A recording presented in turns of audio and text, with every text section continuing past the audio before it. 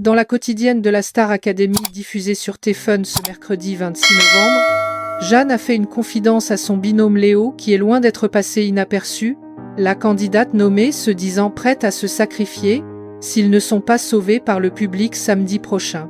Le couperet est tombé et il n'est pas du tout rassurant pour Jeanne et Léo.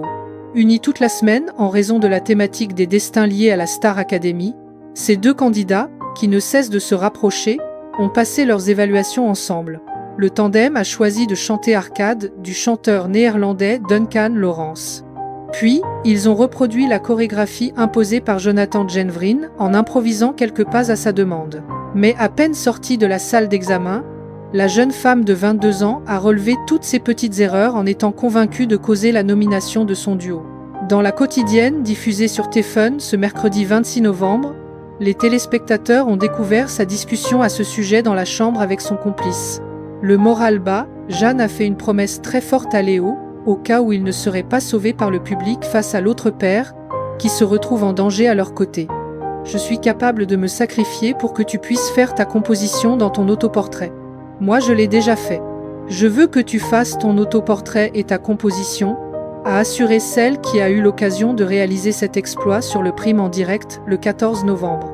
Léo a aussitôt réagi en indiquant « Jamais de la vie je te laisserai faire un truc comme ça ». Toujours est-il que Jeanne se sent nulle après avoir raté ses évaluations. Mais le garçon de 24 ans a insisté pour qu'elle retrouve le sourire. « Si ça doit être notre dernière semaine ensemble, je veux en profiter avec toi.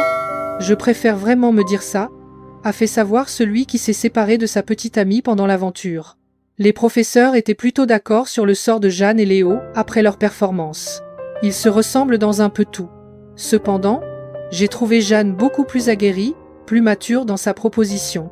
Je pense que Léo confond chanter doux et garder sa corporalité pour tenir sa voix. Ça lui enlève de la profondeur, a relevé Sophia Morgavi, enseignant le chant. Le directeur est, lui aussi, resté sur sa faim. Je suis mitigée parce que je pense qu'ils auraient dû prendre une chanson en français. Là, ils sont sur un titre de prestation vocale qui demande beaucoup de souplesse vocale pour que ça soit très joli, et Léo en a manqué. J'ai entendu trop de fausseté. C'est une évaluation moyenne, fragile, a reconnu l'ancien producteur de Joyce Jonathan. Les commentaires sur la danse, fragile, dans l'exécution plutôt que dans l'interprétation, de Jonathan Jenvrin, ont confirmé la donne.